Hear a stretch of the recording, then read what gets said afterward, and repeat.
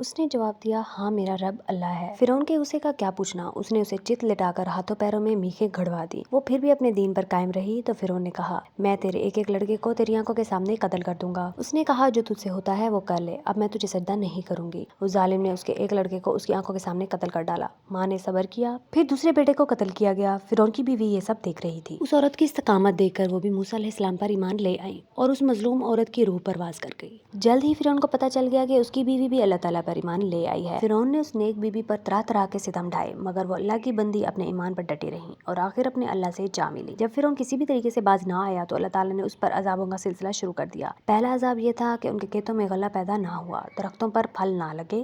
کھجور کے درخت پر بس ایک کھجور لگی۔ یہ اس لیے تھا کہ وہ عبرت حاصل کریں، اس لیے کہ جب فصل خوب ہوتی تھی اور درخت پھلوں سے لد جاتے تھے تو وہ کہتے تھے، یہ تو ہمارا حق تھا۔ جب غلہ نہ ہوتا، پھل نہ لگتے تو کہتے، یہ موسیٰ اور اس کے ساتھیوں کی نحوست ہے۔ وہ حضرت موسیٰ علیہ السلام سے کہتے، تم کچھ کر لو، ہم تمہاری بات نہیں مانیں گے۔ اس پر اللہ تعالیٰ نے پے در پہ 5 قسم کے عذاب نازل کیے۔ اللہ تعالیٰ نے سورہ اعراف میں ان عذابوں کا ذکر کیا ہے۔ اللہ تعالیٰ فرماتے ہیں، پھر ہم نے ان پر طوفان، ٹڈی، چچڑی، مینڈک اور خون کا عذاب بھیجا۔ پھر بھی وہ تکبر کرتے رہے اور وہ تھے ہی گناہگار۔ جب ان پر کوئی عذاب آتا تو وہ کہتے، اے موسیٰ، اپنے رب سے ہمارے لیے دعا کریں، اگر دور کر دیا تو نے ہم سے یہ عذاب تو ہم تجھ پر ایمان لے آئیں گے اور بنی اسرائیل کو تیرے ساتھ جانے دیں گے۔ اللہ تعالیٰ نے 5 قسم کے عذابوں کا ذکر کیا ہے، ان میں سے ہر ایک عذاب ایک مقررہ وقت تک رہا، پھر ٹل گیا۔ اس طرح انہیں ہر عذاب کے بعد مہلت دی گئی، اس طرح ایک کے بعد ایک عذاب آتا چلا گیا۔ پہلی مرتبہ فرعون کی قوم پر قحط کا عذاب آیا۔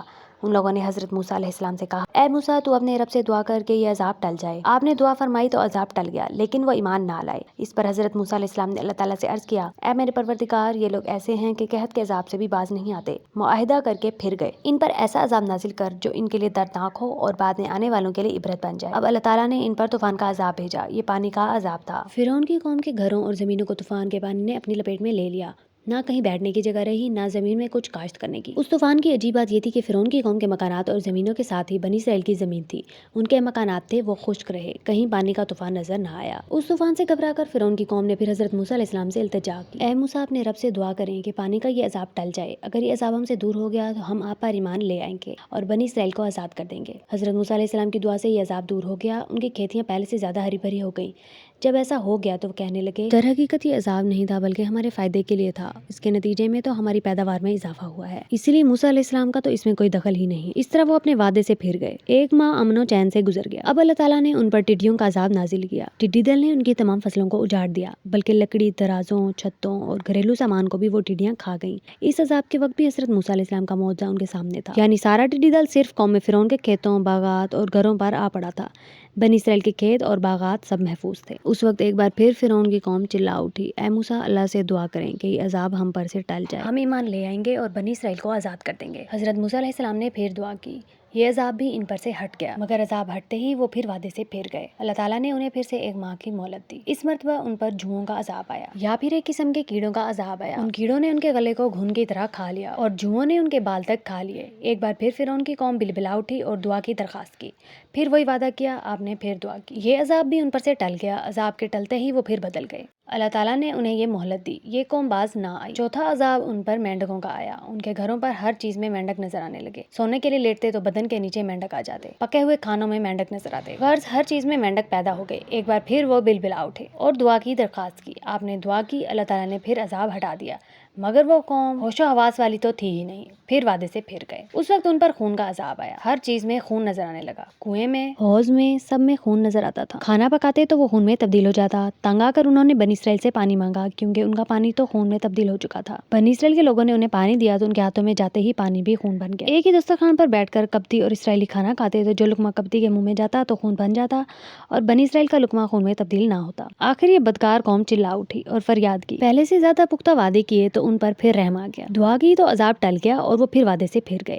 چھٹی مرتبہ ان پر طاعون کا عذاب آیا، اس عذاب میں ان کے 70,000 آدمی ہلاک ہو گئے۔ اس وقت انہوں نے پھر عذاب ہٹانے کے لیے دعا کرائی، عذاب ہٹ گیا تو انہوں نے پھر عہد توڑ دیا۔ اس قدر واضح نشانے دیکھ لینے کے باوجود وہ اپنی ہٹ درمی پر ڈٹے رہے۔ اس وقت آخری عذاب کا وقت آ گیا۔ ان لوگوں نے سوچا کہیں لوگ حضرت موسیٰ علیہ السلام پر ایمان نہ لے آئیں۔ ادھر فرعون ان سے کہتا، देखो मैं अकेला मिस्र का मालिक हूँ, मेरे बागात और महलात में नहरें जारी हैं। उधर मूसा और उसके साथियों को देखो, वो गरीब और कमजोर हैं। अब तुम खुद फैसला कर लो। फिरौन का जुल्म जब हद से बढ़ गया तो हजरत मूसा अलैहिस्सलाम और हारून अलैहिस्सलाम दोनों ने उनके लिए यूं बद्दुआ की, ऐ हमारे परवरदिगार, इनके मालों को मलियामेट कर दे और इनके दिलों को सख्त कर दे, जब तक कि ये लोग अजाब को देख न लें, उस वक्त तक ईमान ना लाएं। आपने ये बद्दुआ उस वक्त की जब फिरौन के दरबारियों ने बनी इसराइल के लड़कों को कत्ल करना शुरू कर दिया। और जब फिरौन हजरत मूसा अलैहिस्सलाम का मजाक उड़ाने लगा, तब अल्लाह ताला ने फरमाया, तुम दोनों भाइयों की दुआ कबूल कर ली गई है, सो तुम अपने हाल पर साबित कदम रहो और उन लोगों की राह पर ना चलना जो इल्म से महरूम है। फिर अल्लाह ताला ने आप दोनों को हुक्म दिया, आप अपनी कौम को लेकर मिस्र से हिजरत कर जाएं। ये बात जहन में रखें कि फिरौन अपनी फौज और कौम को लेकर आपका ताक़ुब करेगा, मगर आप घबराएं नहीं, वो आपका कुछ भी बिगाड़ नहीं सकेगा। आपके सामने बहर कलजम आए तो अपना असा उस पर मार दें, आपके लिए हमारे हुक्म से रास्ता बन जाएगा। इस हुक्म के मुताबिक आप अपनी कौम को लेकर रातों रात मिस्र से निकल खड़े हुए। रात की तारीकी में सफर करना आसान काम नहीं था, इसीलिए अल्लाह ताला ने उनके लिए रोशनी का एक सतून उतार दिया। ये भी कहा जाता है कि आपके असा से रोशनी निकलने लगी थी। अब आप रास्ता भूल गए। भूल क्या गए? अल्लाह ताला ने भुला दिया। और बात दरअसल ये थी कि हज़रत यूसुफ अलैहिस्सलाम ने बनी इसराइल से फरमाया था, एक ज़माना आएगा जब तुम्हें मिस्र छोड़कर जाना पड़ेगा। जब वो वक्त आए तो मेरी लाश अपने साथ लेकर जाना। हज़रत मूसा अलैहिस्सलाम को इस वसीयत का इल्म नहीं था। जब रास्ता भूल गए तो बड़े बूढ़ों को हज़रत यूसुफ अलैहिस्सलाम की वसीयत याद आई। हज़रत मूसा अलैहिस्सलाम को आपकी कब्र का पता भी नहीं था। आखिर पता चला कर जस्दे मुबारक निकाल कर बाद में आपके जस्दे मुबारक को याकूब अलैहिस्सलाम के पहलू में दफन किया गया। उधर फिरौन को पता चला कि हज़रत मूसा अलैहिस्सलाम अपनी कौम को लेकर रात की तारीकी में निकल गए हैं, तो उसे बहुत तैश आया। उसने पूरे मिस्र में ऐलान करा दिया कि सब तैयार हो जाएं ताकि मूसा अलैहिस्सलाम और उनकी कौम को पकड़ा जा सके। गर्ज फिरौन भी अपनी कौम को लेकर हज़रत मूसा अलैहिस्सलाम और उनके साथियों के साथ ताक़ुब में निकल खड़ा हुआ। फिर फजर के वक्त बनी इसराइल के करीब पहुंच गया। अब तो बनी इसराइल घबरा गए, क्योंकि उनके सामने दरिया था और पीछे फिरौन की फौज। उन्होंने समझ लिया कि बस अब हम मारे गए। वो पुकार उठे, यकीनन अब तो हम पकड़े गए। मूसा अलैहिस्सलाम चूंकि नबी थे, आपने अल्लाह ताला के हुक्म से हिजरत की थी। मजीद ये कि अल्लाह ताला ने पहले ही आपको फरमा दिया था कि खौफ खाने और घबराने की ज़रूरत नहीं, इसीलिए आपने अपनी कौम से फरमाया, हम हरगिज़ नहीं पकड़े जाएंगे, क्योंकि अल्लाह ताला हमारे साथ है, वो अनकरीब मेरी रहनुमाई करेगा। बनी इसराइल को तसल्ली देकर आपने दुआ के लिए हाथ उठा दिए। उसी वक्त अल्लाह का हुक्म आ पहुंचा, ए मूसा, आप अपने असा को दरिया पर मारे। हज़रत मूसा अलैहिस्सलाम ने असा को दरिया पर मारा। ऐसा करना था कि दरिया फौरन फट गया। ये हज़रत मूसा अलैहिस्सलाम का मौजज़ा था। इधर का पानी उधर और उधर का पानी इधर दीवार की सूरत में खड़ा हो गया और दरमियान में 12 रास्ते बन गए। बनी इसराइल के उस वक्त 12 कबीले थे, गोया हर कबीले के लिए एक रास्ता बन गया और वो सब इस तरह उस रास्ते से गुजर गए जैसे कोई सड़क पार करता है। हालांकि दरिया बहुत गहरा था। फिरौन भी अपनी फौजों के साथ दरिया के किनारे पर पहुंच गया। फिरौन और उसकी फौजों ने दुनिया का हैरत अंगेज तरीन मंजर देखा। दरिया के दरमियान रास्ते बने हुए थे और मूसा अलैहिस्सलाम अपनी कौम को लेकर गुजरे चले जा रहे थे। उनकी आंखें मारे हैरत के खुली की खुली रह गई। फिरौन ये मंजर देखकर भी फिरौन ही रहा। अपनी फौज से कहने लगा, तुमने देखा, ये सब मेरी ही बरकत है, चलो जल्दी करो और बनी इसराइल को पकड़ लो। अब ये लोग भी उन रास्तों पर उतर गए और आगे बढ़ने लगे। जब फिरौन के सब आदमी दरिया के दरमियान में पहुंच गए तो अल्लाह ताला ने पानी को मिल जाने का हुक्म फरमाया। एक लम्हे में पानी मिल गया। अब वो गोते खाने लगे। फिरौन भी जब डूबने लगा तो पुकारा, मैं इस बात पर ईमान लाया कि उस खुदा के सिवा कोई माबूद नहीं जिस खुदा पर बनी इसराइल ईमान लाए, और मैं भी फरमाबरदारी में शामिल होता हूँ। उसके जवाब में अल्लाह ताला ने फरमाया, अब ईमान लाता है, हालांकि इससे पहले तू नाफरमानी करता रहा है और तू बड़े मुफसिदों में से था। उसका ये ईमान उस वक्त था जब उसकी मौत सर पर आ गई। ऐसे वक्त के ईमान के बारे में कुरान करीम में फरमाया गया है, जब उन्होंने हमारे अजाब को देख लिया तो उन्हें उनका ये ईमान लाना कुछ सूदमंद ना हुआ। हजूर नबी करीम सल्लल्लाहु अलैहि वसल्लम इरशाद फरमाते हैं, अल्लाह ताला बंदे की तौबा कबूल करते रहते हैं गरगरा मौत से पहले तक। फिरौन का डूबते वक्त तौबा करना और ईमान लाना भी ऐसा ही था कि जब यकीन हो गया कि अब बचना नामुमकिन है, उसे ये भी यकीन हो गया कि मौत ने जो उसे आ घेरा है, तो ये सब हजरत मूसा अलैहिस्सलाम को झुठलाने का नतीजा है और आखिरकार फिरौन गर्क हो गया। जब हजरत मूसा अलैहिस्सलाम ने बनी इसराइल को बताया कि फिरौन दरिया में गर्क हो गया है तो इन्हें यकीन ना आया। आखिर अल्लाह ताला के हुक्म से दरिया ने फिरौन की लाश को बाहर निकालकर एक टेले पर फेंक दिया ताकि हर शख्स अपनी आंखों से देख ले। अल्लाह ताला ने इस बारे में फरमाया, बस आज हम तेरी लाश को बचा लेंगे ताकि तू अपने बाद वालों के लिए एक इबरत आमूज निशानी हो। रिवायात से मालूम होता है कि वो दिन 10 मुहर्रम का था। अल्लाह ताला ने फिरौन के गर्क होने का वाकया कुरान करीम में बयान करके हजूर नबी करीम सल्लल्लाहु अलैहि वसल्लम और सहाबा कराम रज़ियल्लाहु अन्हुम को बिशारत दी। बनी इसराइल दरिया पार कर गए और वहाँ से आगे बढ़े तो उनका गुजर एक ऐसी कौम के पास से हुआ जो बुतों की पूजा करने में लगे हुए थे। उन्हें देखकर वो हजरत मूसा अलैहिस्सलाम से कहने लगे, ऐ मूसा, हमारे लिए भी ऐसा ही एक माबूद मुकर्रर कर दे जैसे इनके माबूद हैं। हजरत मूसा अलैहिस्सलाम आखिर अल्लाह के नबी थे। अपनी कौम का ऐसा जाहिलाना और मुशरिकाना मुतालबा सुनकर गुस्से में आ गए। आपने फरमाया, वाकई तुम बड़े जाहिल लोग हो। फिर आपने उन्हें नरमी से समझाया, ये लोग जिस दीन पर हैं वो यकीनन बर्बाद किया जाने वाला है और जो कुछ ये कर रहे हैं वो सरासर बातिल है। आपने उनसे ये भी फरमाया, अल्लाह ताला को छोड़कर मैं तुम्हारे लिए कोई और माबूद तलाश करूं, हालांकि उसने तुम्हें इस जमाने में दूसरी कौमों पर फजीलत अता फरमाई है। उस जगह से आगे चले तो ये लोग वादी तैया में पहुंच गए। वो एक बंजर मैदान था, उसमें सख्त गर्मी पड़ती थी, पानी और सब्जे का नाम तक नहीं था। ऐसे मैदान में भला कोई आराम की जिंदगी कैसे गुजार सकता था। तैया के मायने हैरान और परेशान और सरगर्दा होने के हैं। बनी इसराइल जब यहाँ पहुँच गए तो यहाँ से वापस मिस्र जाने की कोशिश करने लगे। रात को सफर शुरू करते तो रात भर चलते रहते, सुबह होने पर खुद को वहीं पाते जहाँ से सफर शुरू किया था।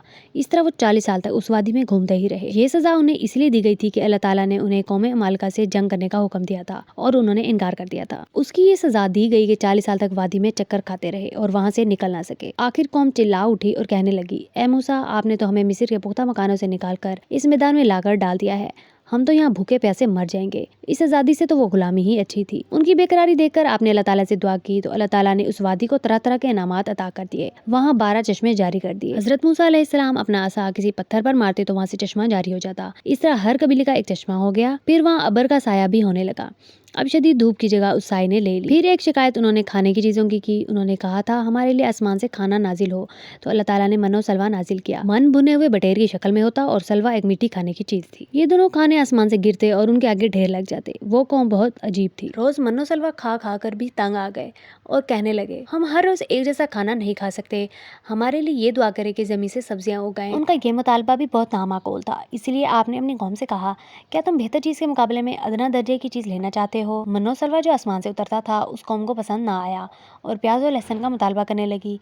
चनाचे हजरत मूसा अलैहिस्सलाम ने उनसे फरमाया, अगर मेहनत के बगैर और पैसे खर्च किए बगैर तुम्हें आसमान से उतरी हुई रोजी अच्छी नहीं लगी तो यहाँ से निकलकर दूसरे शहर चले जाओ, वहाँ मेहनत करके अपने लिए रोजी कमा कर खाओ, ताकि तुम्हें खुद मालूम हो कि मनो सलवा अच्छा था या लहसुन, प्याज, ककड़ी और गेहूं अच्छे थे। फिरौन से आज़ादी मिलने के बाद और वादी तैया में एक मुद्दत गुजरने के बाद हजरत मूसा अलैहिस्सलाम ने अल्लाह ताला से अर्ज किया, बारी ताला अब मुझे शरीयत अता फरमाए। अल्लाह ताला ने फरमाया, ए मूसा, कोहे तूर पर आकर 30 दिन गुजारो, रोजे रखो, एतकाफ करो ताकि तज़किया नफ्स हो जाए, इसके बाद हम आपको अपनी किताब तौरात देंगे। अल्लाह ताला ने 30 रातों का वादा किया और 10 रातों का और इजाफा किया।